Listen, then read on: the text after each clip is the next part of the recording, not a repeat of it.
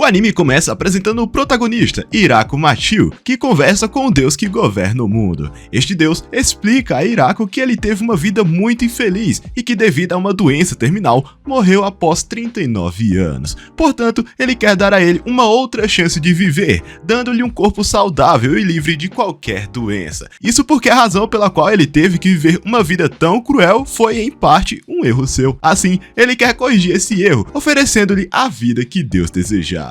Então, o protagonista pergunta se pode fazer algum pedido, e após refletir sobre o assunto, Hirako diz que gostaria de experimentar a agricultura, pois quando estava presa em sua cama no hospital, gostava muito de assistir a um programa de televisão que abordava a experiência agrícola de um idol. Além disso, como não conseguia ser tão sociável em sua vida anterior, gostaria de cultivar pacificamente em um lugar distante da civilização. O deus do mundo concorda e diz ao protagonista que lhe dará uma nova vida e um corpo saudável.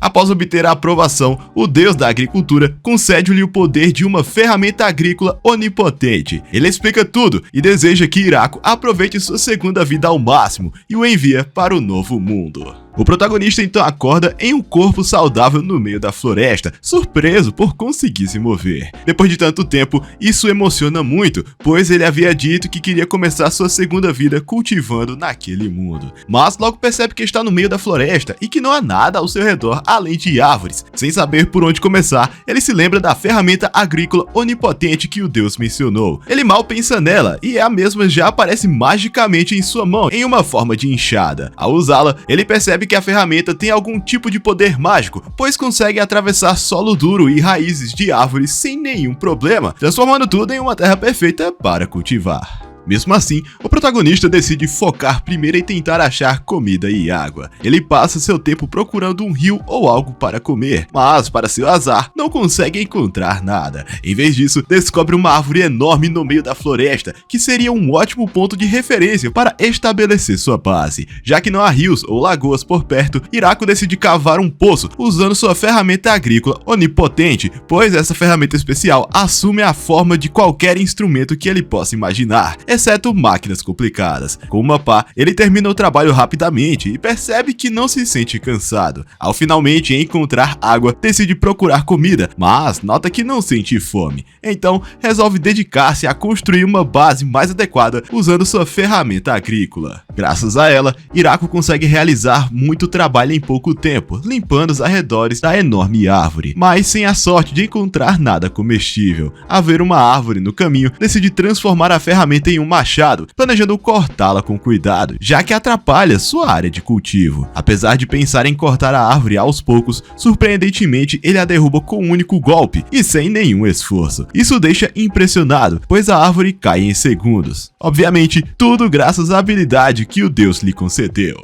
Sem perder tempo, Hirako começa a processar a madeira. A ferramenta corta a madeira dura como se fosse manteiga e logo ele se livra de várias árvores. No entanto, apesar da madeira, ele não tem ideia de como construir uma casa do zero, ainda mais sem pregos ou adesivos. Quando o sol começa a se pôr, ele entra em pânico por não ter nenhuma fonte de luz, já que não pode usar ferramentas para criar algo que ilumine. Tenta fazer uma fogueira, mas já é tarde demais. Então, decide passar a noite em um buraco no tronco da árvore. Como não conseguia dormir, Hirako transforma sua ferramenta em um cinzel para esculpir utensílios que poderá usar quando construir sua cabana. Quando finalmente amanhece, ele consegue criar uma fogueira e limpa ainda mais a área para poder plantar no campo. Apesar de todo o esforço, ele não sente cansaço algum ao usar a ferramenta. Porém, Hirako percebe que começou a sentir fome. Ele pensa em procurar comida, mas antes que possa fazer qualquer coisa, um coelho selvagem salta em sua direção. Sem outra escolha, ele usa a ferramenta para se defender e, sem planejar, acaba fazendo o coelho sua primeira refeição naquele mundo. Depois de finalmente comer, o protagonista constrói um banheiro e começa a trabalhar na terra para preparar o campo, pensando em tudo que poderá colher. Ao anoitecer, ele termina o preparo de todo o terreno, mas percebe que ainda não tem sementes para semear. Sem muito o que fazer, decide dormir e deixar para procurar sementes no próximo dia. Porém, ao acordar, Hirako fica surpreso ao ver que, graças à ferramenta agrícola onipotente, brotos de plantas começaram a crescer na terra que ele havia preparado. Agora, seu próximo objetivo será proteger o campo dos coelhos gigantes e outros possíveis monstros. O protagonista começa a construir uma cerca ao redor da área, criando uma grande vala para impedir que os coelhos passem. Durante vários dias, ele trabalha na cerca e consegue comida graças aos próprios coelhos que tentaram atacá-lo novamente. Enquanto isso, as plantas crescem cada vez mais, principalmente quando são regadas com a ferramenta especial que o protagonista transformou em um regador. Depois de muito trabalho, Hiraku finalmente constrói uma pequena cabana, e embora não seja grande nem especial, é muito melhor do que viver em um tronco. Os dias passam e, diferentemente de sua vida anterior, o protagonista aproveita cada momento e se sente cada vez mais motivado. Um dia, Hiraku encontra dois cães nos arredores de seu campo. Ele coloca uma tábua de madeira para os dois passarem e os alimenta com carne de um javali que havia caçado anteriormente, já que o animal tentou pular a cerca. Depois de um tempo, o protagonista leva os cães até sua cabana para que eles possam passar a noite lá, pois a fêmea parecia estar prestes a dar à luz. Na manhã seguinte, Hiraku fica animado ao ver 4 novos filhotes na cabana. Ele corta a melhor parte do javali e dá para os cães em comemoração ao nascimento. Depois de alguns dias, o protagonista constrói uma cabana maior para si, já que os cães ficaram com a primeira que ele havia construído. Finalmente, as primeiras plantações ficam prontas e eles colhem tomates com sucesso. Os cães recebem o nome de Yuki e Kuro, já que aparentemente decidiram viver com ele permanentemente. Enquanto o protagonista vive feliz cuidando de suas plantações, os cães passam a caçar e patrulhar os arredores. Em paralelo, o deus do mundo se pergunta como está Hiraku, mas quando decide dar uma olhada naquele mundo, ele se assusta ao perceber que enviou o protagonista para uma floresta extremamente perigosa, cheia de monstros malignos, conhecida como Floresta da Morte. E o deus fica alarmado, mas infelizmente não pode intervir, pois seria uma violação das regras. Enquanto isso, as plantações do protagonista continuam avançando. Ele percebe que, para semear, basta pensar na fruta ou vegetal que deseja enquanto ara a terra, e isso será o que crescerá ali, sem necessidade de sementes. Bem útil, né? Ele também planta árvores frutíferas ao redor, mesmo sabendo que levaria mais tempo para dar frutos. Com o tempo, a comida vai melhorando graças aos vegetais. No entanto, Hiraku não consegue obter sal. Um dia, ele nota que os cães começaram a crescer um chifre na cabeça, mas não dá importância, afinal, está em um mundo diferente. Graças aos cães, Hiraku consegue explorar a floresta sem se perder. Então, um dia, ele finalmente encontra um rio. Ele planeja construir uma estrada para ligar a água do rio à sua casa, embora demore um pouco, já que o rio fica a 30 minutos de caminhada. Enquanto isso, o protagonista continua expandindo sua plantação, cultivando trigo, cana-de-açúcar para fazer doces e outros alimentos necessários. Logo percebe que está começando a esfriar e entende que o inverno está próximo, então precisa se preparar. Ele tenta fazer um casaco com as peles dos coelhos gigantes, mas desiste por causa do cheiro ruim. Ele então decide coletar o máximo de comida para sobreviver ao inverno, apenas com a ajuda da fogueira. Porém, um dia, os cães encontram algo incomum. Quando o protagonista vai investigar, descobre uma almofada preta gigante, mas percebe que, na verdade, é uma aranha enorme. Para sua surpresa, a aranha é muito habilidosa na criação de teias. Ela passa a viver na árvore gigante, alimentando-se das batatas que o protagonista oferece, já que eram sua comida favorita. Além disso, Hiraku descobre que a aranha consegue produzir roupas de ótima qualidade e até transforma peles de animais em um casaco bem decente para o inverno. A vida dele é muito fácil, não? Não, tem que ser mesmo. Teve uma vida fudida na outra, tem que ter uma vida fácil agora. Tá certo. Fácil o cara tá trabalhando todo santo dia, assim, tô falando merda aqui. Com folhas e pano, Hiraku faz uma cama para dormir, cortinas para bloquear o vento e outros itens, transformando sua casa em um lugar cada vez mais civilizado. Desde que a aranha se estabeleceu na grande árvore, o protagonista decidiu dar um nome a ela, chamando-a de Subatom. Exatamente, as lives infinitas. Com o tempo, o inverno chega, cobrindo tudo de neve. Os cães permanecem em sua própria cabana. Subatom hiberna em sua árvore e o protagonista passa todo o tempo dentro de sua cabana, ao lado da fogueira, alimentando-se de vegetais ainda sem sal, já que até agora não conseguiu obtê-lo. Apesar de seu estilo de vida tranquilo, Hirako não consegue evitar um certo vazio, pois não se lembra da última vez que conversou com alguém e teme até esquecer como falar. Com o derretimento da neve, o rio volta ao normal e em pouco tempo a primavera chega. O protagonista finalmente deixa sua cabana e depois de alguns dias percebe que algo mudou com os filhotes que agora haviam crescido. Um dia, todos eles entram na floresta, abandonando o ninho. Hirako sente a alegria e tristeza ao vê-los partir rapidamente após criá-los. Para sua surpresa, alguns dias depois, os filhotes retornam. Aparentemente, todos haviam ido à floresta procurar companheiros. Outra surpresa vem quando Subaton aparece com um grupo de bebês após muito tempo. Assim, todos os animais que convivem com Hirako agora têm suas próprias famílias, o que deixa o protagonista um pouco ciumento e mais solitário. Mesmo assim, ele continua feliz, trabalhando em suas plantações e expandindo seus campos.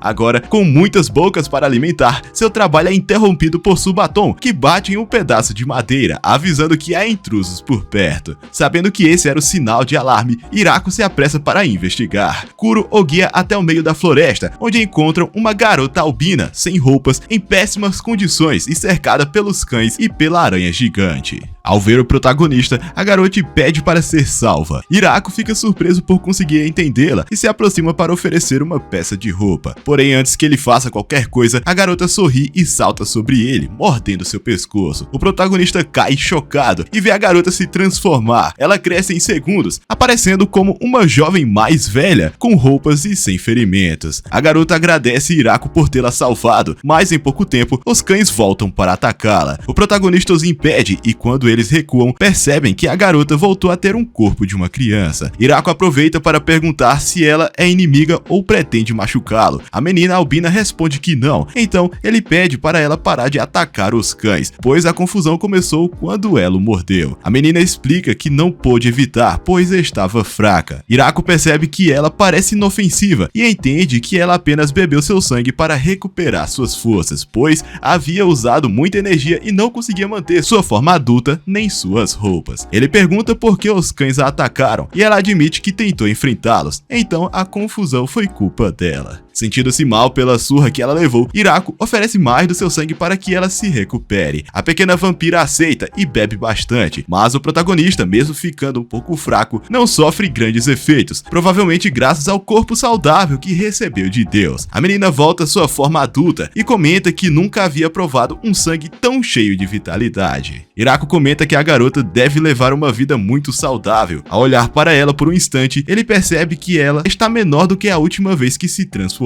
A menina responde que precisa beber mais sangue e pergunta se isso seria um problema, mas o garoto garante que ela pode beber o quanto quiser. Quando termina, a garota retorna ao tamanho original e acompanha Hirako até seus campos, surpresa por algo assim existir naquela floresta. O protagonista mostra a ela suas plantações e descobre que ela nunca havia visto um tomate antes, pois aparentemente eles não são comuns naquele mundo. Ele entrega um para que ela experimente e a menina fica encantada com o sabor, o que deixa Hirako muito feliz, afinal é a primeira vez que alguém elogia seu trabalho. A garota, chamada Lulu Lucy, fica ainda mais curiosa sobre as outras plantações e o protagonista passa a tarde lhe mostrando os diferentes vegetais que cultivou. E esse foi um dia agradável. À noite, ele descobre mais coisas sobre Lulu, como o fato dela ser uma vampira que sabe usar magia. Na cabana, Lulu anota tudo o que aprendeu, já que pesquisa plantas medicinais e admite nunca ter imaginado aprender tanto em apenas um dia. Ela conta que teve uma briga com alguns nobres que tentaram roubar sua pesquisa e após fugir, eles enviaram alguém para persegui-la. Por isso, ela decidiu se esconder naquela floresta até as coisas se acalmarem, além de ser um lugar perfeito para novas descobertas. Ela comenta que ainda há muito a investigar ali e que não sabe quantos dias serão necessários para estudar tudo o que viu nos campos de Hirako. O protagonista pergunta o que ela quis dizer quando falou sobre a reputação da floresta, e Lulu fica surpresa ao perceber que ele não sabia que o lugar era conhecido como uma das áreas mais perigosas do mundo. O assunto muda quando Lulu pergunta sobre a ferramenta mágica de Hirako, dizendo nunca ter visto nada parecido. O protagonista, no entanto, apenas responde que é um tipo de ferramenta especial, sem dar muitos detalhes. No fim do dia, Hirako fica pensativo. Ele não consegue acreditar que conheceu Lulu ali e pensa que talvez nunca tenha outra chance assim. Tomando uma decisão inesperada, ele pede para que Lulu fique e viva com ele para sempre. Oxi, vai ó, desesperado, afobado, emocionado. Não, emocionado tudo bem, emocionado somos todos nós, né? Todos nós somos emocionados. Mas calma aí, amigo, um dia. Pera lá, cara. A vampira cora imediatamente e explica que está sendo perseguida e que é uma vampira, mas o protagonista garante que nada disso importa. Ele comenta que nunca foi bom em lidar com outras pessoas e que por isso sempre viveu sozinho. Ah, coitado Holândia, passei 39 anos numa cama de hospital, mas quem liga? Mas não sabe por quantos anos mais aguentaria essa solidão. Lulu, surpresa, aceita, embora diga que foi uma proposta muito repentina. Cê jura? Um cara que eu conheci hoje me chamou para morar com ele.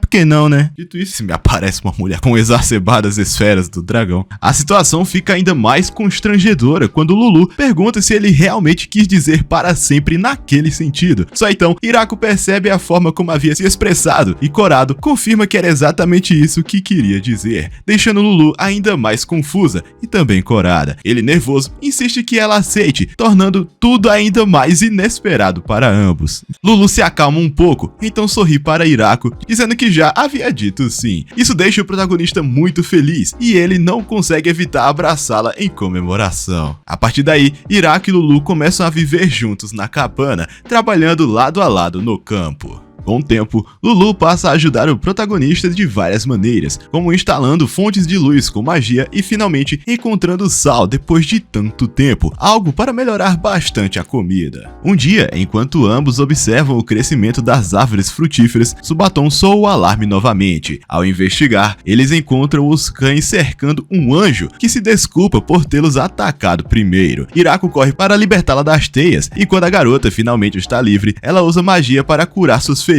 e restaurar suas roupas, além de fazer suas asas desaparecerem. O protagonista fica impressionado, comentando como é conveniente poder usar magia. No entanto, Lulu tenta fugir ao ver o anjo, e quando ela a alcança, fica irritada, dizendo que Lulu deveria parar de desaparecer e enfrentar as coisas. Mas ao fazer tanto barulho, os cães a atacam novamente, forçando a se acalmar e seguir para a cabana, onde todos podem conversar com mais tranquilidade. Lá, eles comentam sobre o quão implacáveis os cães são, já que lutar contra eles é praticamente uma sentença de morte. O anjo então pergunta a Lulu se ela está do lado do protagonista, e Lulu, muito corada, responde que sim, porque Hirako é seu marido. Eita, essa revelação surpreende a todos, inclusive o próprio protagonista. Não só ele, eu também. O anjo então se apresenta formalmente, fazendo suas asas aparecerem novamente e dizendo que seu nome é Tia, uma anja. Hirako pergunta se ela serve a Deus, mas Lulu explica que isso não é exatamente assim, que os anjos são muito mais uma raça de guerreiros do que seres divinos, mais musculosos do que cérebros, como ela diz de uma maneira ofensiva. Tia esclarece que houve um tempo que foram objetos de adoração, mas as coisas mudaram. Hirako pergunta por que Tia estava perseguindo Lulu, e a anja responde que existe uma grande recompensa por ela, pois Lulu causou muitos problemas na cidade. Tia explica que havia um nobre muito irritante que obrigava Lulu a fazer remédios e drogas de forma exigente, e como vingança, ela causou várias explosões sempre que ficava irritada. Tia exclama que o que Lulu fez não foi nada pequeno, e a própria Lulu admite que talvez tenha exagerado. Ela confessa que acabou na floresta fugindo de Tia, já que a anja é mais forte, embora não tanto. Tia fica surpresa por Lulu admitir tudo de forma tão honesta, e entende quando a vampira diz que só percebeu o quão fraca era quando enfrentou os cães de Hirako. A própria Tia não conseguiu contra-atacar os animais e por isso decide deixar o assunto pra lá. Sem perder tempo, Tia propõe morar com eles, aceitando a nova vida naquele lugar. Antes que a menina possa dar uma resposta, Lulu a leva para conhecer os campos de cultivo e os pomares galhos de árvores frutíferas. Também é apresentada a caixa de correio, mas quando Tia vê a enorme Subaton, ela desmaia de susto. E acontece o mesmo quando conhece os cães. O resto do dia é dedicado a ajudar Lulu a colher algumas plantas, provar folhas frescas de repolho e se deliciar com o sabor. Ao anoitecer, eles terminam de colher muitos vegetais e Tia está completamente exausta. À noite, eles experimentam morangos pela primeira vez e ficam ainda mais encantados com o sabor. Isso é suficiente para convencer Tia do que trabalho na fazenda é muito mais gratificante do que ela esperava. Lulu então diz que está decidido. Tia vai morar com eles, pois ela própria já estava desesperada por não conseguir dar conta de tudo sozinha. Finalmente, Tia começa a viver com eles, ajudando nas plantações e até na construção, criando traves de pedra para levantar materiais pesados. Um dia, Tia pergunta ao protagonista se eles podem cultivar muito mais morangos, mas Hiraku explica que mesmo usando todos os campos, não conseguiriam dar conta de todas as colheitas, pois já estavam trabalhando na capacidade máxima. Além disso, se plantassem demais, talvez não conseguissem comer tudo que fosse colhido. Enquanto caminham, encontram mais filhotes, já que os filhos de Kuro e Yuki tiveram seus próprios filhotes, formando uma grande família de cães. Como a cabana não seria grande o suficiente, o protagonista decide construir uma área para os cães perto do pomar. Enquanto isso, vários filhotes de Subaton também partem para uma viagem, restando apenas alguns no local. Poucos dias depois, a própria Subaton retorna trazendo 7 meninas, explicando que todos são elfos superiores que viviam em uma cidade no norte. A maioria do seu povo havia sido aniquilada após serem arrastados para uma guerra humana, fazendo com que a raça fosse dispersa e os sobreviventes vagassem em busca de um lar. Por esse motivo, Tia pede a Hiraku para deixá-las viver ali, prometendo que seriam excelentes trabalhadoras. Mão de obra, porra! Lulu concorda, dizendo que é uma ótima ideia, pois os altos elfos são uma raça muito talentosa. As elfas se apresentam, revelando que a mais velha tem pouco mais de 400 anos, enquanto a mais nova tem cerca de 300. O protagonista concorda, mas ressalta que elas precisam se dar bem com todos os companheiros que já vivem ali. As elfas aceitam sem problema, mas também desmaiam ao conhecer Subaton e os cães. Nos dias seguintes, todos se dedicam a construir um novo local, bem maior, já que as 7 elfas queriam viver juntas. Felizmente, elas sabiam mais sobre construção do que Hiraku, e o protagonista aprende muito ao lado delas, que ficam impressionadas com sua força ao cortar árvores gigantes sem esforço. Trabalhando em conjunto, avançam cada vez mais rápido na construção. Depois de 10 dias, todos conseguiram construir uma casa muito maior e melhor do que a pequena cabana do protagonista. Hiraku fica pouco irritado e até ciumento, mas também feliz, pois agora conhecia as técnicas dos altos elfos e poderia reconstruir sua própria cabana no futuro. Depois que as meninas se instalam em sua nova casa, passam os dias ajudando nos campos. Hiraku descobre que, como forma de agradecimento por deixá-las morar ali, as elfas planejam fazer trabalhos de mineração e ferraria para ele, algo em que são especialistas após mais de 200 anos vagando pelo mundo sem o lar. Elas começam construindo uma fornalha capaz de derreter ferro rapidamente e montam uma barraca de ferreiro para produzir ferramentas úteis para a vida na floresta. Logo depois, notam o campo de trigo e usam seu próprio fermento para fazer pão, o que deixa Hiraku extremamente animado. Pãozinho é sempre bom, né? Nossa, com pãozinho novo vindo da padaria com uma manteiga. Meu Deus, que delícia! Enquanto todos comem pão, o protagonista de repente pensa em algo e mesmo um pouco tarde pergunta a Lulu se a terra em que vivem pertence a alguém. Lulu responde que não exatamente, mas esclarece que tecnicamente a floresta está sob o domínio do rei. O protagonista fica preocupado ao ouvir isso, mas Lulu garante que, como Hiraku construiu tudo sozinho e sem a ajuda oficial, não há problema algum. As regras dizem que se você construir algo por conta própria, a terra passa a ser sua. Assim, todos continuam vivendo pacificamente na floresta. As elfas, no entanto, comentam entre si o quão surpreendente é o fato de Hiraku não ter só domesticado todos aqueles lobos infernais, mas também uma aranha demoníaca, sem sequer imaginar que são criaturas extremamente perigosas. Um dia, o protagonista encontra uma abelha rainha gigante que tenta entrar sorrateiramente em seu território. Embora pareça perigosa, a abelha não ataca, pois teme Subaton. Hiraku decide deixá-la ficar e constrói uma pequena casa para um ninho de abelha perto do pomar. Meu amigo, você é quem? Deus, pô? Você vive fazendo caridade? Que porra é essa? Cara... Nossa, aparecer aí eu quero uma casa também. Olá, abelha rainha, já que você não me ataca, que tal eu te dar uma casa? Não sou o programa Minha Casa Minha Vida, mas posso te dar um lá. Aí, ó. Enfim, ao contrário da abelha rainha, as abelhas operárias têm tamanho normal e em apenas 10 dias constroem um enorme ninho dentro da casa. O protagonista também constrói um lago gigante para receber a água trazida do rio por meio de um canal. Como o canal, feito de madeira, poderia causar vazamentos, Hiraku usa sua ferramenta agrícola onipotente para compactar a terra, tornando-a tão dura quanto concreto. Com toda a terra restante da escavação, ele faz peças suficientes para construir o canal. Com a ajuda das elfas, eles trabalham intensamente e em tempo recorde conseguem construir a ligação de água do rio para o lago. O protagonista fica ainda mais feliz ao ver que até peixes chegam ao lago por conta própria, já que antes não tinham nenhum. Lulu, porém, fica preocupada, pois não sabem se os peixes são seguros para comer. Hiraku decide cozinhar os peixes da Floresta da Morte e, sem saber que são venenosos, ele mesmo prova o primeiro para garantir a segurança de todos. Depois de muito tempo, Hiraku percebe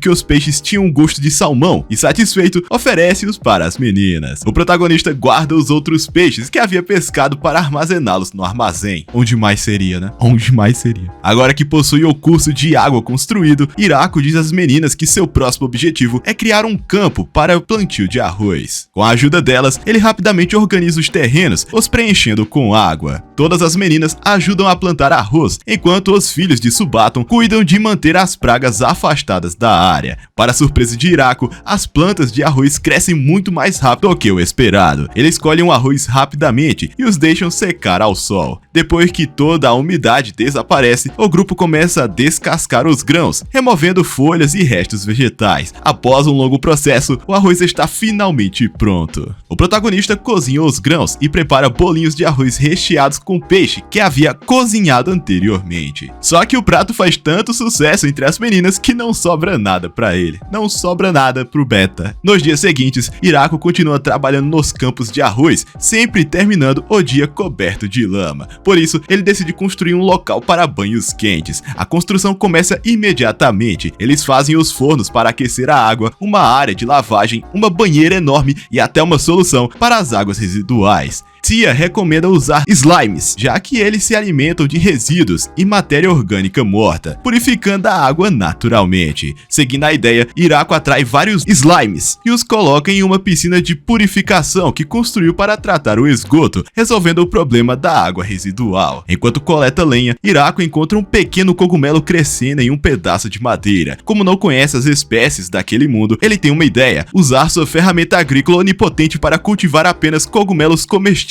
nos troncos de madeira. Quando termina, finalmente decide experimentar o banheiro que construiu. Como em sua vida anterior, no hospital não podia tomar banhos assim, entrar na água quente traz para Hiraku uma sensação de relaxamento completo e felicidade. Porém, seu momento de paz é interrompido quando as meninas entram na banheira também, e ele não consegue relaxar como queria. Apesar de sugerir a construção de uma banheira exclusiva para homens, as garotas recusam, não querendo abrir mão da mesma área de banho. Depois, Hiraku descobre que o cultivo de cogumelos foi um sucesso e decide preparar um ensopado. Mas antes disso, os cães chamam sua atenção. Eles encontraram um grupo de 5 elfos e os levaram para a propriedade. Lia explica a ela que os outros elfos moravam na mesma cidade e que tinham aproximadamente 200 anos. O protagonista aceita que eles também morem ali e todos decidem começar a construir uma casa ainda maior. Por outro lado, o narrador nos conta a história de Kuro e Yuki. Esse casal, durante o tempo em que viviam na floresta, foi atacado enquanto Yuki estava grávida. O ataque veio daquele que eles chamavam de Rei Lutador, a criatura mais poderosa da floresta. Por pura sorte, o monstro não os devorou, mas ambos ficaram gravemente feridos. Como resultado, perderam tanta força que até mesmo suas antigas presas passaram a atacá-los. Antes que percebessem, chegaram ao centro da floresta, um local onde nem mesmo o Rei Lutador ousava pisar. Foi lá que encontraram Hiraku. Sem entender ver como um humano aparentemente tão fraco poderia sobreviver sozinho naquela floresta. Eles logo perceberam que tudo era graças à ferramenta de Hirako, pois podiam sentir um poder ilimitado emanando dela. Embora pensassem que suas vidas tinham chegado ao fim, Hirako compartilhou sua comida com eles e cuidou do casal até que seus filhotes nasceram. Nenhum deles sequer pensou em lutar contra ele, e ambos decidiram viver ao lado de Hirako e de seu mestre. Com o tempo, perceberam que ele era muito mais do que o simples humano, como haviam pensado no início. A única preocupação era que Hirako não parecia ter a mínima ideia de que eles não eram apenas cães comuns, mas sim monstros aterrorizantes conhecidos como os lobos do inferno. Mesmo assim, Kuro era profundamente grato pela sorte de ter encontrado o protagonista. Fofo.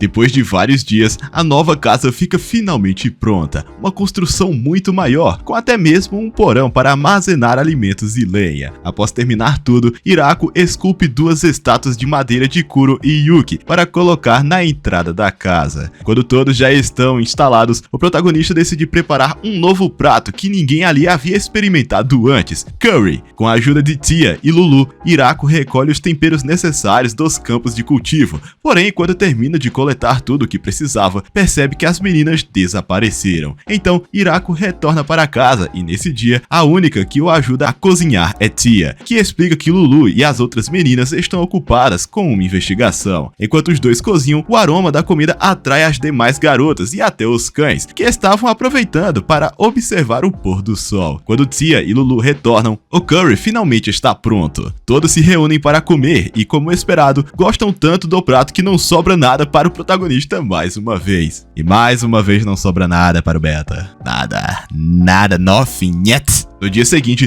todos começam a se preparar para o próximo inverno, já que passariam a maior parte do tempo dentro de casa. O protagonista fica responsável por armazenar lenha suficiente no porão e pede cobertores extras à caixa de correios com antecedência. Os elfos trabalham na forja e em outros projetos, enquanto Tia e Lulu ficam encarregadas de preservar comida com a estação fria. Como os cães não podem caçar muito bem no inverno, o objetivo é armazenar o máximo possível de carne e mantimentos. Hirako também constrói um depósito de neve para preservar vegetais durante a estação. Ao ver as meninas usando magia para trabalhar, Hirako pensa em como seria útil poder fazer o mesmo. À noite, ele comenta sobre isso com Lulu, que explica que ninguém pode usar magia sem estudá-la, mesmo as mais básicas. O protagonista admite que, como via todas usando magia tão facilmente, achou que também poderia fazer, mas não importa quantas vezes tentasse, nunca conseguia. Ainda assim, Hirako expressa o quanto está feliz por poder contar com a ajuda delas, já que são incríveis, e diz que sua única contribuição tem sido trabalhar no jardim. Lulu responde que, na verdade, ele é o mais incrível de todos, pois ninguém conseguiu sobreviver tanto tempo naquela floresta. Ele é o primeiro e único a conseguir fazer isso. Quando o inverno chega, Hirako esculpe madeira para criar jogos de tabuleiro, já que todos precisariam de distrações durante os dias frios. Depois de explicar as regras, a maioria das meninas começa a jogar, revelando um lado competitivo. Kuro participa de algumas partidas e até joga xadrez contra Yuki, deixando todos surpresos por entenderem as regras. Embora pareça fofo no início, Hirako sente uma energia assustadora vindo dos cães e decide não provocá-los. Lulu tenta jogar contra eles, mas sofre uma derrota esmagadora. O protagonista tenta vingar Lulu, mas acaba derrotado da mesma forma. Então, ele cria um mini-jogo de voos para variar as competições, mas mesmo assim, as meninas continuam vencendo. Apesar das derrotas, todos passam o inverno juntos, em um ambiente acolhedor e cheio de brincadeiras. Os dias passam mais rápido do que esperavam, e logo a neve começa a derreter, trazendo a primavera de volta. Com o tempo mais quente, eles se preparam para levar algumas batatas para Subaton, mas antes que consigam, ouvem o alarme soando repentinamente. Pela quantidade de batidas, Hirako consegue identificar a direção do intruso. Quando olham naquela direção, avistam uma criatura enorme avançando em alta velocidade sobre o gelo. Hirako pergunta se é um dragão, mas Tia, muito preocupada, esclarece que se trata de uma tecelã. A fera se prepara para atacar, então Tia e Lulu ficam encarregadas de criar uma defesa mágica. Juntas, conseguem erguer uma enorme barreira que protege todo o local, inclusive a grande árvore. Mesmo assim, vários destroços de chamas caem próximo aos campos de cultivo cultivo e os elfos ficam responsáveis por apagar o fogo. Tia pergunta se devem contra-atacar, mas Lulu admite que não tem certeza se conseguiriam atravessar a barreira da tecelã, além de saber que não poderiam escapar, já que as feras os seguiriam do céu. O protagonista fica desesperado, sem saber o que fazer. Enquanto isso, a fera não demonstra intenção de ir embora, ignorando todos os outros. Hiraku diz a si mesmo que o mais importante é proteger a todos. Com esse pensamento, sua ferramenta agrícola onipotente surpreendentemente se transforma em uma poderosa lança. Apesar de não entender exatamente o que aconteceu, Hiraku não perde tempo e ataca a tecelã. A criatura cria 3 barreiras de proteção, mas mesmo assim, a lança do protagonista atravessa tudo e perfura o peito da fera, fazendo-a cair na floresta. Quando tudo termina, todos ficam em choque, embora as construções tenham permanecido intactas, com apenas alguns danos nos campos de cultivo. Eles decidem então verificar o corpo da tecelã na floresta. Hiraku pergunta se existem muitas criaturas daquele tipo, e Lulu responde que sim, mas apenas nas regiões onde elas vivem, sendo extremamente raro encontrar uma tão grande. Com seriedade, Hiraku questiona se alguém poderia ter enviado aquela tecelã especificamente para atacá-los, mas Tia diz que é improvável, pois ninguém arriscaria uma criatura tão rara e valiosa dessa forma. Concluem então que tudo não passou de um acidente raro e infeliz. E o clima tenso desaparece quando Hiraku pergunta se podem comer a tecelã. De volta para casa, ele prepara diversos pratos com a carne do animal, bifes temperados com especiarias, almôndegas cozidas no vapor e até um ensopado de legumes feito com a carne da cauda. Para surpresa geral, a carne fica extremamente macia e saborosa e todos se deliciam com a refeição. Durante o jantar, Lulu pergunta discretamente a Tia se ela teria conseguido bloquear o ataque da lança de Hiraku, mas a anja responde seriamente que seria impossível. Afinal, a lança atravessou 3 camadas de barreira da tecelã e perfurou seu peito como se não fosse nada. Sendo assim, ambas chegam à conclusão que tiveram muita sorte por terem encontrado o Kuro e os cães primeiro ao chegarem na floresta, pois sem eles talvez nem tivessem sobrevivido até esse momento. Por outro lado, a cena nos leva ao castelo do Rei Demônio, no reino demoníaco de Galgardo. Lá, Randan e Graha, 3 dos 4 grandes generais do Rei Demônio, discutem o relatório que receberam sobre um Weber que foi derrotado. Nenhum deles consegue acreditar que uma fera tão poderosa tenha sido morta daquela forma, já que, segundo eles, se um único Weber se aproximasse do castelo, mobilizariam todas as forças disponíveis para combatê-lo. De acordo com o relatório, o enorme Weber foi atacado do chão e morto com apenas 2 impactos. Os outros 2 generais ficam incrédulos e até entram em pânico com a notícia, afirmando que não poderiam enfrentar algo assim. O mais calmo dos 3 diz que antes que o medo e o pânico se espalhassem entre os cidadãos, os 4 generais precisam decidir como lidar com a situação. A proposta de Randan é simples: renunciar. Ele abandona a sala sem dar mais detalhes, deixando os outros ainda mais perturbados. A proposta do cara é o seguinte: vocês que se fodam, eu que não vou lidar com essa merda. Eu quero que se dane, porra. Muito bom, velho. Em outro lugar, a narrativa nos mostra o Covil do Sonhador, onde um enorme dragão chamado Sonho conversa com seu subordinado Gucci. Ao ver a queda da tecelã, o dragão pergunta o que aconteceria se ele recebesse um ataque daqueles. Sem hesitar, Gucci responde que provavelmente seria atravessado sem qualquer resistência. Então, seria pura tolice atacar enquanto as notícias da derrota da tecelã causam pânico por toda parte. De volta ao protagonista, no dia seguinte, Hiraku pensa calmamente no que fazer com a carne restante da tecelã e decide produzir vinho com as uvas que as meninas cultivaram. Todas ficam empolgadas, pois aparentemente vinho é algo muito precioso naquele mundo. Após colherem muitas uvas, Hiraku prepara uma estrutura específica para a produção, enquanto ele próprio troca os barris à medida que são preenchidos. Os barris são fabricados pela Alta Efa Látia, especialista em fazer recipientes hemérticos. Durante o processo, as meninas pisam nas uvas para extrair o suco, mas Tia acaba escorregando e caindo por acidente, o que diverte a todos. Então, os elfos propõem cantar uma canção tradicional de sua aldeia para se coordenarem melhor e deixarem o trabalho mais alegre. Lulu também se junta à cantoria, levando Hiraku consigo. Enquanto isso, o deus do mundo observa tudo e comenta com a deusa da agricultura o quanto está se divertindo, pedindo que ela o perdoe. Mas a deusa, irritada, recusa-se a fazê-lo,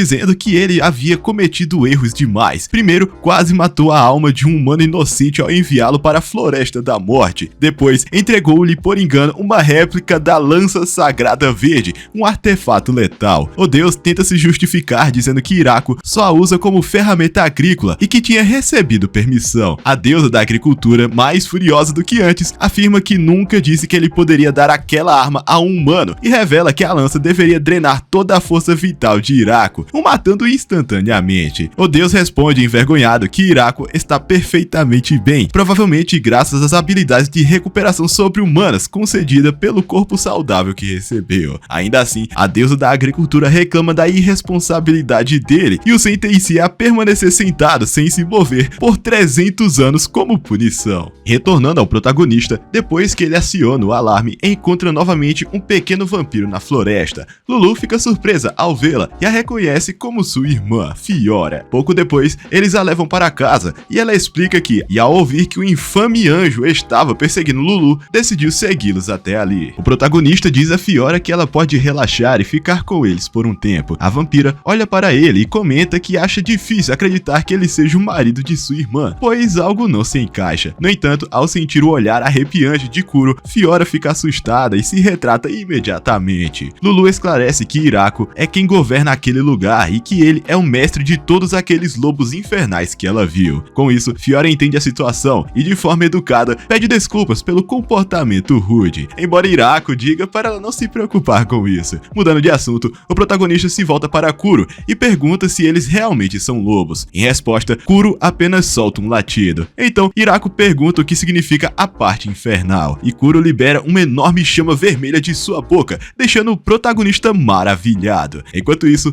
Lulu não consegue acreditar que Hiraku tenha vivido tanto tempo com ele sem sequer saber que eram bestas mágicas famosas. À noite, o protagonista prepara um jantar especial para Fiora, como um pedido de desculpas por todo o susto que ela passou. Como esperado, ela fica encantada com a comida e, assim como Lulu no início, começa a anotar várias coisas para sua pesquisa. Depois de alguns dias, Fiora parte animada para fazer os preparativos para sua mudança. Um mês depois, ela retorna trazendo um grupo de criadas pertencentes à raça dos ogros. Uma delas, chamada Annie, se apresenta como representante de todas e diz que está a serviço de Hiraku. Ele, no entanto, esclarece que elas não precisam ser tão formais e pergunta a Fiora sobre os animais que trouxe. Fiora explica que são vacas normais e que se certificou de trazer animais que produzam leite. O protagonista fica animado, dizendo que agora poderão fazer manteiga e queijo. Porra, a pizza vai ter uma pizza, a pizza vem como forte. Enquanto isso, Tia percebe que várias raças diferentes já estão vivendo ali em grande número, enquanto ela é a única anja, o que a deixa um pouco desanimada. Logo depois, Tia retorna acompanhada de seus subordinados, a grande Maria Kudel, mais 3 anjos com armaduras imponentes e grandes armas, além de um grupo de homens lagartos liberados por Adaga, que ainda traz uma galinha em uma gaiola. O protagonista, desconfiado, pergunta se a galinha cospe fogo, mas Tia garante que ela só põe ovos. Hiraku agradece a todos e isso deixa as meninas muito felizes. Graças aos esforços conjuntos, o lugar onde vivem se torna cada vez mais civilizado e próspero.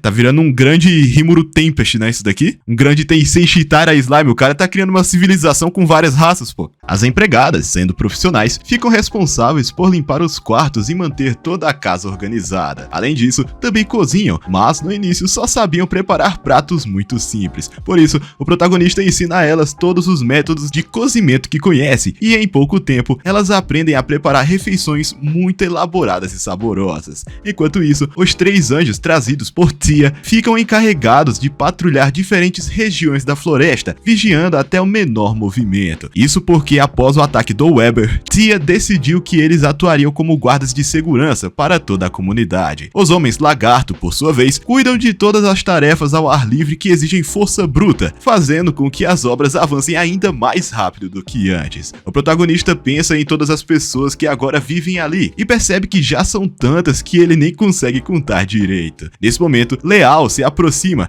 e informa que trouxe todos os altos elfos que ainda vagavam pela floresta. Ao ver tantas mulheres, Hiraku pergunta se não havia homens sobreviventes, mas Leal explica que, na época, nenhum homem sobreviveu. Ele, no entanto, garante que isso não será um problema, pois pretendem resolver a questão no futuro. O protagonista deseja boa sorte e decide não questionar como pretendem fazer isso. Sábio. Nós sabemos como eles vão resolver isso, mas não precisa perguntar. É informação desnecessária. Mas se ele falasse, isso é engraçado. Poucos dias depois, Hiraku reúne os representantes de todas as raças e explica que quer dar um nome ao lugar onde vivem. Ele comenta que, a princípio, era apenas sua pequena cabana e os campos de cultivo, mas com o tempo, mais construções surgiram e mais pessoas se mudaram, transformando o lugar em uma verdadeira cidade. Annie propõe dar o nome da própria floresta, mas quando o protagonista ouve que o local é chamado de Floresta da Morte, ele descarta a ideia imediatamente, pois o nome soa assustador demais. Alguém então sugere Cidade da Morte, mas isso é ainda pior e também é rejeitado. Finalmente, Subaton levanta a pata e aponta para a enorme árvore que sempre esteve ali. O protagonista entende a ideia e assim o local passa a ser oficialmente chamado de Cidade da Grande Árvore. À noite, Hiraku revela o nome a todos os moradores e organiza uma grande festa para comemorar, usando a primeira leva de vinho produzida na cidade. Durante a celebração, os moradores começam a chamá-lo de prefeito, mas ele, um pouco irritado, diz que isso deve ser decidido em conjunto. Mesmo assim, Lulu comenta que só ele poderia assumir esse título, e vendo que todos concordam, Hiraku decide aceitar e se compromete a dar o seu melhor para a comunidade. E agora em setembro vai entrar o grosso.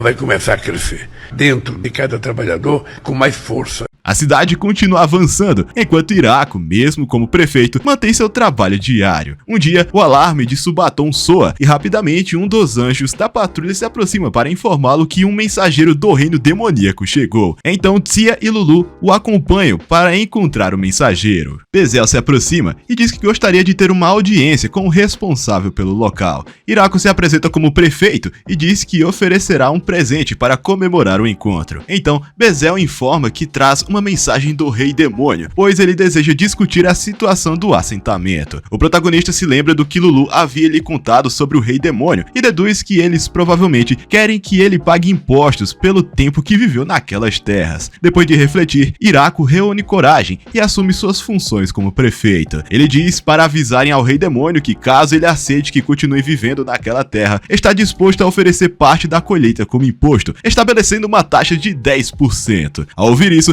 Bezel fica surpreso com a proposta, pensando que o valor talvez fosse muito baixo. Mas, para surpresa de Hiraku, o mensageiro pergunta nervosamente se ele realmente concorda com aquilo. Hiraku confirma e esclarece que gostaria que a coleta fosse feita todos os anos antes do inverno. Bezel aceita, encerrando um acordo muito mais rápido do que o protagonista imaginava. Mal sabe eles que o Bezel estava ali por puro medo. O Rei Demônio falou: ó, tô cagado de medo, vai lá, firma o contrato de paz com esse cara.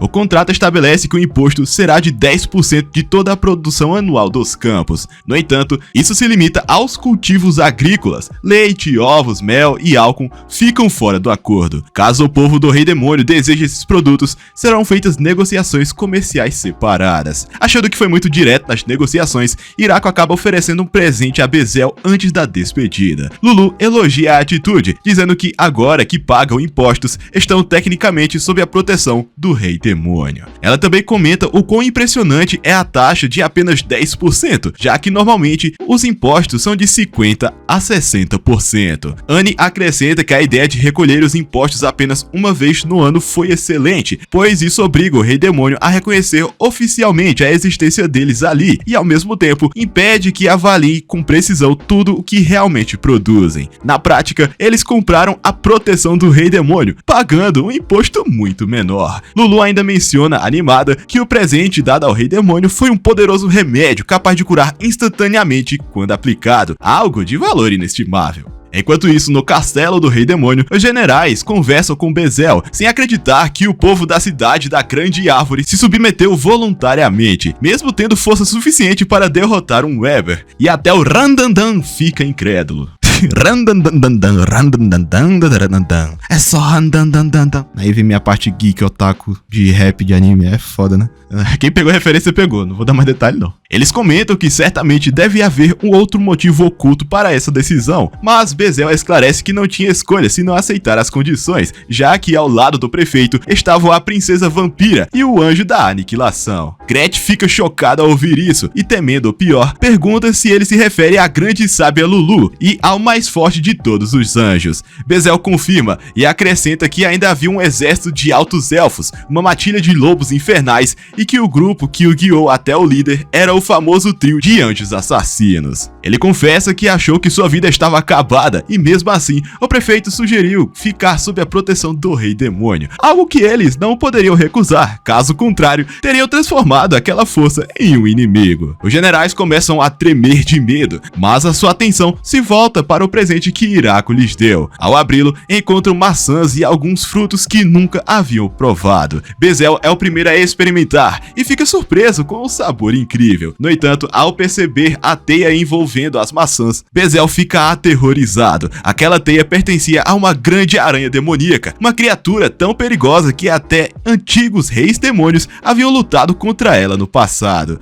Ao ouvir isso, Randan se levanta imediatamente e, sem dizer mais nada, anuncia sua renúncia e sai da sala. Vão anotando, tá? De 4 generais do Lorde Demônio só sobrou 2. Enquanto isso, o povo da cidade da Grande Árvore recebe outra visita, desta vez do verdadeiro governante dos dragões sonhadores. O enorme dragão abaixa a cabeça em sinal de respeito, enquanto seu assistente, Gucci, entrega a Hiraco um presente elegante de grande valor, vindo diretamente de seu mestre. Hiraco agradece, mas pergunta o motivo da visita. Gucci explica que o território de seu mestre fica ao sul dali, e apesar da distância, ele considera todos vizinhos, por isso decidiu oferecer uma saudação formal. O protagonista os convida para entrar, e o enorme dragão assume forma humana para se apresentar novamente. Apesar de começar nervoso, logo Daime relaxa e exclama que aquele lugar é incrível, assim como a bebida servida. Ele até declara que pretende ficar ali, mas Gucci o lembra de que ele não pode fazer isso, pois há muitas pessoas que ficariam irritadas sem a proteção do seu líder. Antes de partirem, Hiraco lhes oferece maçãs como presente e, ao vê-los partir, ele começa a refletir sobre como as relações diplomáticas do lugar estão se tornando cada vez mais complicadas. Poucos dias depois, o protagonista decide construir uma casa de hóspedes para os visitantes, já que não se sente confortável em recebê-los em sua própria casa. Os elfos constroem uma grande residência com capacidade para 30 pessoas, prevendo a chegada de grupos numerosos. Para evitar confusões, Leia, uma das elfas, instala um sino especial para Subaton, de modo que seja possível distinguir quem chega como visitante ou inimigo. Também é criado um grupo de boas-vindas, encarregado de receber os visitantes e ao mesmo tempo monitorar para evitar que os inimigos tentem se infiltrar fingindo-se de convidados. Além disso, Fiora é designada para vigiar os visitantes que ficam até a noite, já que, sendo uma vampira, não tem problemas em passar vários dias sem dormir. Todas as medidas se mostram úteis mais cedo do que o esperado, pois logo recebem uma visita de um grupo de homens-feras da cidade chamada Howling Gas. Um dos representantes explica que querem estabelecer relações diplomáticas com o povo da cidade da Grande Árvore. Após recebê-los adequadamente, todos escutam com atenção o que eles têm a dizer. O grupo explica que seu povo tem enfrentado dificuldades recentemente, tornando o comércio entre eles instável. Por isso, estão procurando novos parceiros para negociar e chegaram até a cidade da Grande Árvore porque ouviram comentários de pessoas do reino do Rei Demônio sobre a comunidade local. No dia seguinte, Garf conversa com o protagonista e explica que seu povo produz diversos itens a partir de um mineral especial, incluindo pinturas, talheres de prata, copos e outros utensílios. Eles gostariam de trocar tudo isso por comida. Ao ver os produtos, Hiraco fica animado e diz que quer tudo, oferecendo suas colheitas em troca. Assim, começa o relacionamento comercial entre o povo de Iador e a cidade da Grande Árvore. Iador, que nome merda! Nossa, horrível! E ele é presente, pelo menos nos próximos 3 parágrafos.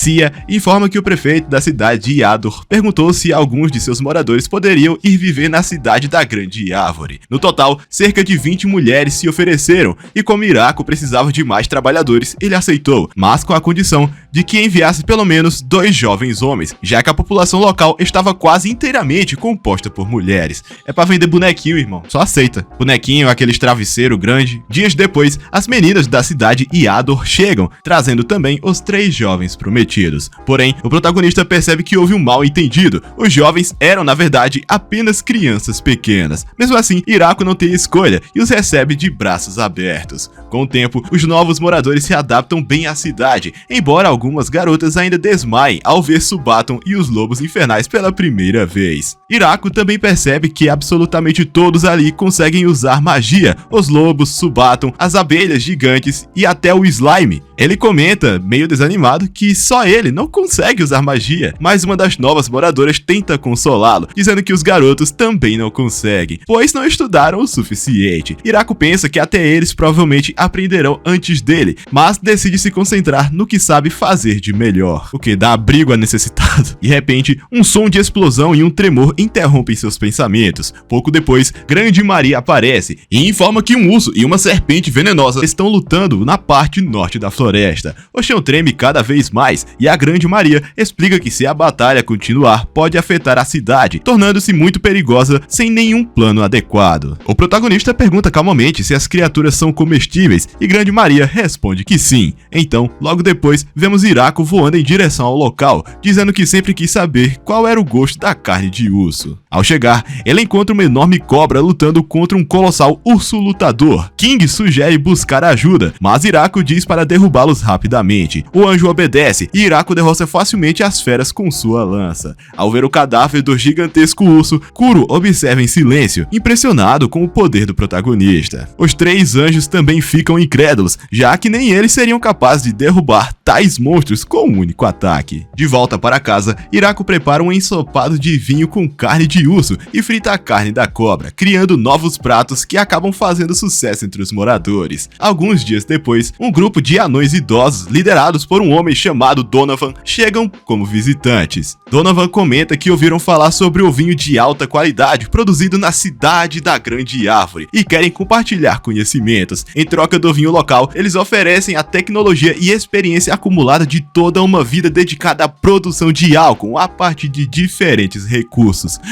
Calma, homem, respire. Puta que pariu. Isso é o suficiente para convencer as meninas, e logo, Donovan e seus homens começam a trabalhar na produção de álcool. Depois de todo o processo, Donovan entrega ao protagonista um pouco de uísque recém-destilado, surpreendendo com a intensidade da bebida. Com o tempo, Donovan e seu grupo decidem permanecer na cidade da Grande Árvore, trabalhando como cervejeiros. Para comemorar, eles organizam uma grande festa com um novo álcool, e até Hirako acaba ficando bêbado, como de costume. Dias depois, o alarme de Subaton dispara e o protagonista se prepara para atacar com uma lança ao ver o dragão se aproximando de forma hostil. Antes que possa fazer qualquer coisa, Dream aparece e afasta o dragão intruso. Porém, um terceiro dragão surge, voando diretamente em direção ao protagonista. Sem outra escolha, Hirako tenta atacar, mas seu primeiro golpe falha por pouco. Ele se prepara para lançar o segundo, quando Dream, em forma humana, intervém e pede para ele parar. Ao lado de Dream estão Grafalon, sua esposa, junto de sua filha, todos visivelmente exaustos. Eles explicam que as visitas constantes de Dream à cidade da Grande Árvore, sempre trazendo presentes valiosos e passando a noite na casa de hóspedes para não voltar bêbado, haviam levantado suspeitas entre os dragões. Quando o mal-entendido é esclarecido, a esposa e a filha de Dream pedem desculpas ao protagonista. A família dos dragões comenta sobre o quão ameaçadora a cidade de Hirako se tornou.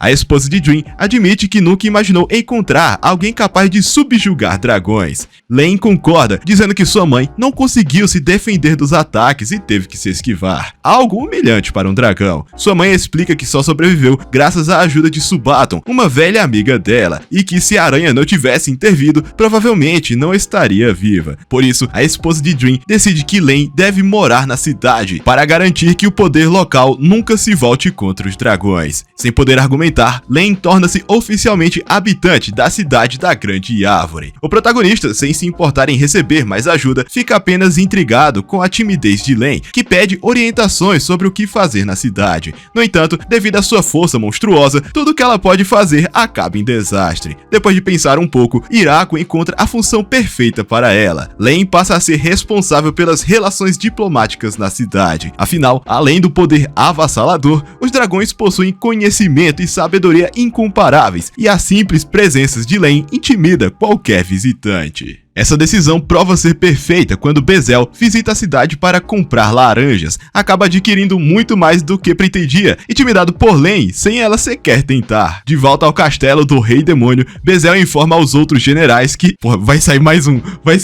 De volta ao castelo do Rei Demônio, Bezel informa aos outros generais que agora a cidade da Grande Árvore conta até mesmo com dragões. Diante do poder militar cada vez maior, eles decidem vigiar o local com cuidado, temendo que qualquer passo em falso seja interpretado como um ato de agressão. Sem outra opção, a esposa de Dream elabora um plano e decide enviar sua filha Florence para morar na cidade da Grande Árvore e investigar sem levantar suspeitas. Inicialmente, Florence estava confiante de que seria uma tarefa simples, mas logo percebe o enorme poder militar da cidade e toda sua confiança desaparece. Mesmo assim, ela decide continuar vivendo na aldeia e acaba fazendo amizade com outras mulheres. Com a chegada do outono, todos passam a apreciar ainda mais as refeições, especialmente um ensopado que costumam preparar uma vez por semana. Durante um desses jantares, o protagonista comenta que seria maravilhoso se pudessem comer frutos do mar. A observação desperta a curiosidade de todos, que logo perguntam o que ele quis dizer com frutos do mar. Hirako explica que se refere a alimentos como bacalhau, caranguejos ou tamboril, e que com esses ingredientes poderiam fazer um ensopado muito melhor. Fiora começa a investigar o assunto, enquanto Tsia questiona se caranguejos realmente podem ser comidos, já que são animais duros e selvagens. A excitação no grupo, no entanto, cresce rapidamente, e todos decidem agir para conseguir os ingredientes. Florence comenta que existe uma cidade portuária ao sul, dentro dos limites do reino demoníaco, que faz muito comércio com produtos do oceano. Ela diz conhecer um comerciante local e se oferece para levar o protagonista voando até lá. 3 dias depois, eles retornam com Maicon,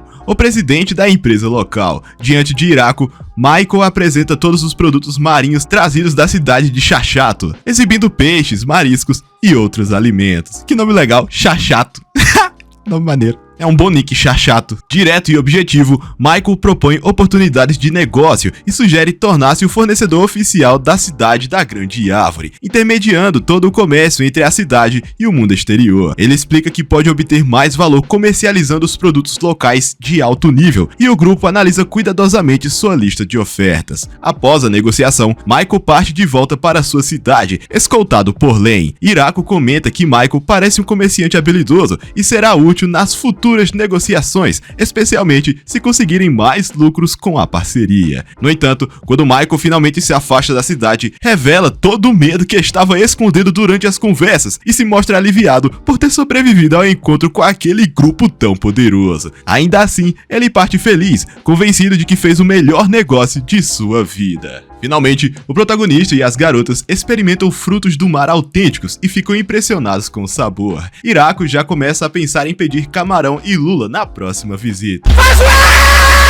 Algum tempo depois, pela terceira vez, um dragão ataca a cidade da Grande Árvore, e nem mesmo o esquadrão de 3 anjos consegue pará-lo. O protagonista observa o dragão com atenção, imaginando se ele teria alguma relação com Dream. No entanto, o dragão fica parado por alguns segundos, apenas encarando Hirako, antes de lançar uma bola de fogo contra a floresta, demonstrando seu poder e o desafiando. Hirako não hesita, usa sua lança e em poucos segundos derruba o dragão, que cai dentro da floresta. Ao investigar, encontra uma garota chamada Hakuren, que admite a derrota e se rende de forma despreocupada. Hakuren não é o nome do velho de Itaisei Star Slime, o velho ogro, porradeiro que usa espada, se não me engano. Velho Hakuren, se não me engano é.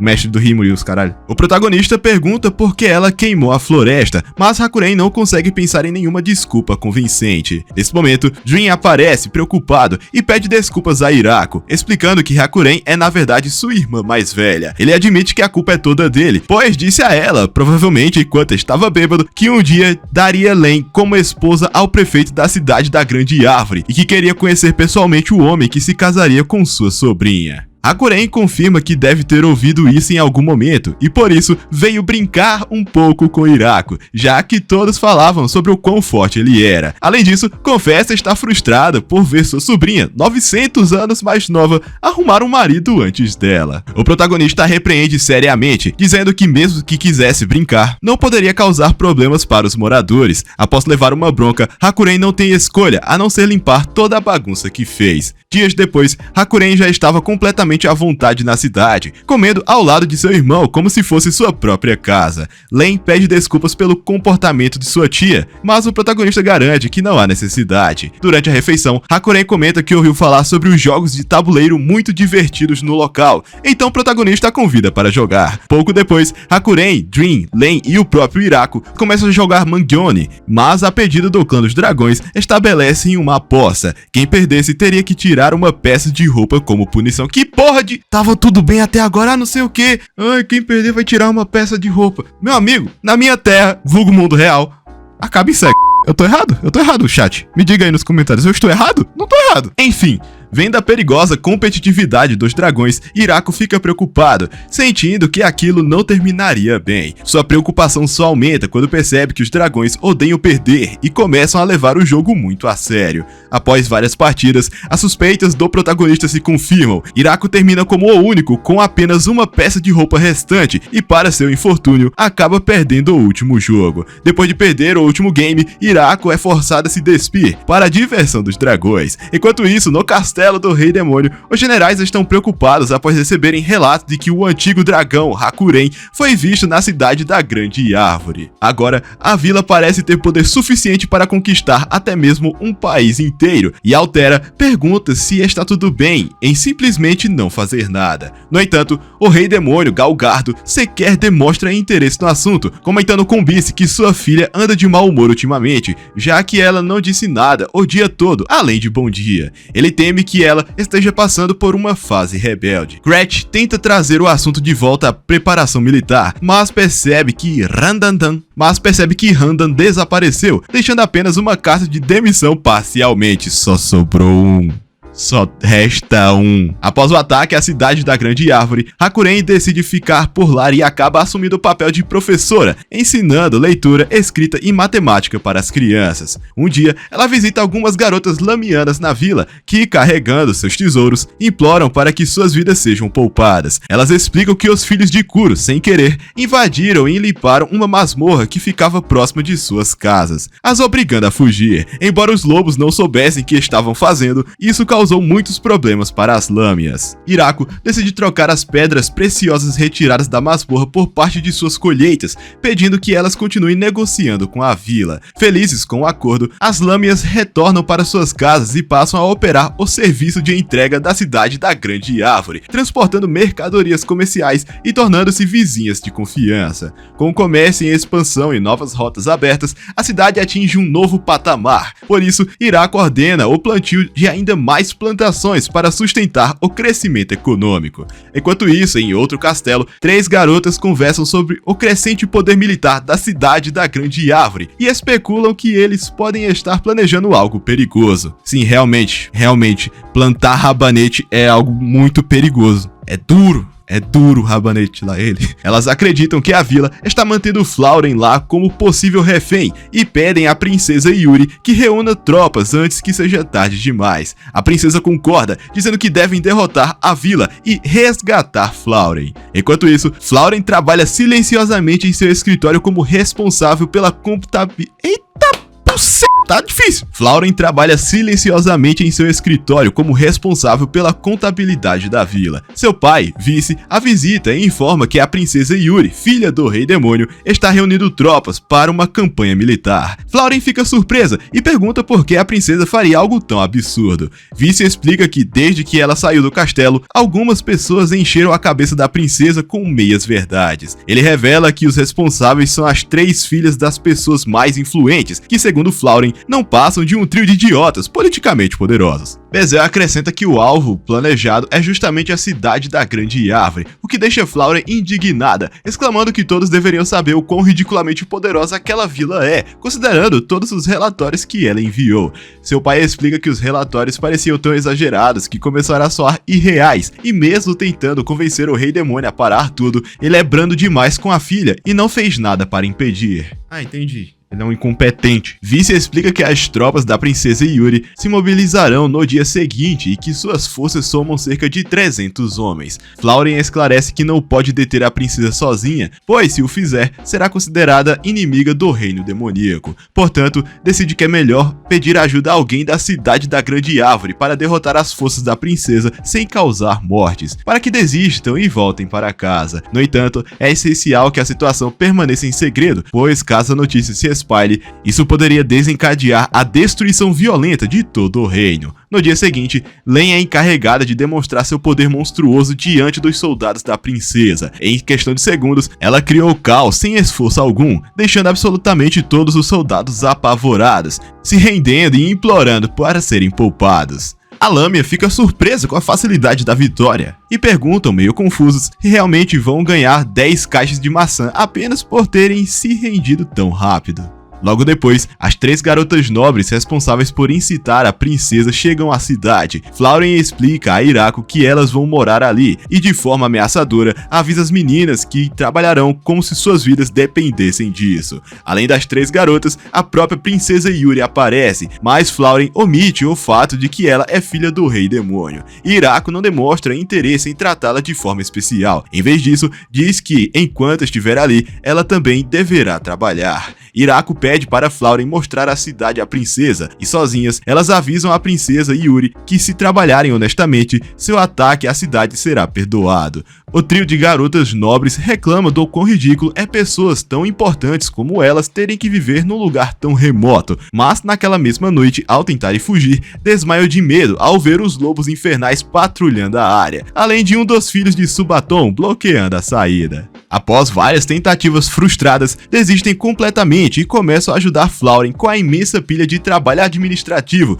tornando-se as moças da prefeitura. Enquanto isso, a princesa Yuri passa vários dias conhecendo a cidade e fica surpresa com a organização e prosperidade do local. Ela admite que sempre foi ignorante em relação ao mundo exterior e que por isso trouxe guerra e conflito para uma cidade tão pacífica e próspera. Durante sua estadia, a princesa e as garotas nobres ajudam nas plantações, participam das atividades diárias e convivem com as crianças e os moradores.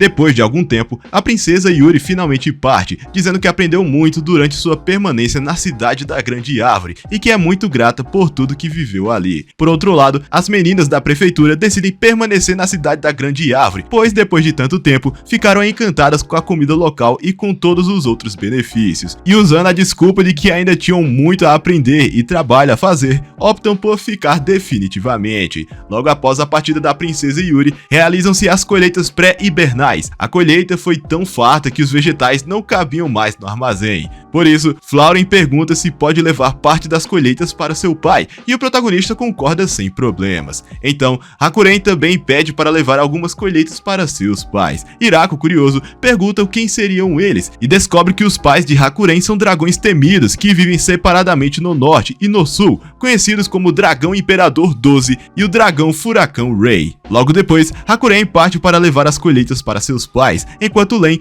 faz o mesmo com as suas. Em seguida, Len viaja até a cidade de Chachato para entregar os produtos enviados para lá. Durante a visita, Michael pede que ela extermine um monstro que vinha atacando a floresta comercial. O monstro era um Shanko, uma espécie de peixe mencionada anteriormente por Hirako. Len, animada, derrota o monstro facilmente e recebe como agradecimento a carne do animal, levando-a de volta para o protagonista. Por outro lado, Hakuren retorna trazendo consigo um grupo de elfos da montanha que desejam se mudar para a cidade. O líder do grupo explica que sempre viveram nas montanhas, mas ultimamente estava sendo difícil encontrar comida. O protagonista não precisa ouvir mais nada e rapidamente organiza um plano para abrigá-los enquanto constrói seu futuro lar. Isso deixa os elfos da montanha muito felizes e em pouco tempo eles se tornam moradores oficiais da cidade. Com o passar do tempo, o outono desaparece e o inverno começa a se aproximar. Um dia, Hirako vai até o quarto de Lulu e descobre que ela não se sentia bem há algum tempo e estava de repouso. Tia e Senna a acompanham e, após ouvirem seus sintomas, chegam à conclusão de que Lulu está grávida. A notícia surpreende tanto ela quanto Hirako e rapidamente se espalha, enchendo a cidade de entusiasmo. Embora Lulu se mostre calma quanto ao assunto, o protagonista não consegue deixar de se preocupar com ela todos os dias, mesmo quando ela garante que está bem. Com o tempo, Hirako retorna à sua rotina, verificando se tudo na cidade está em ordem e cuidando das plantações. No entanto, percebe que pragas locais não são como pragas comuns de jardim. Há criaturas pretas estranhas que se alimentam das folhas das plantas. Felizmente, os filhos de Subaton detectam as pragas rapidamente, impedindo qualquer dano real. Hirako descobre que a maneira mais eficiente de se livrar delas é usando sua poderosa ferramenta mágica agrícola na forma de regador, que tem o poder de eliminá-las instantaneamente. Enquanto isso, os campos continuam a se expandir, tornando-se cada vez maiores em tamanho e produção. Com as pragas sob controle, Hirako fica muito feliz ao ver o progresso das plantações. Assim como os campos prosperam, os animais também avançam.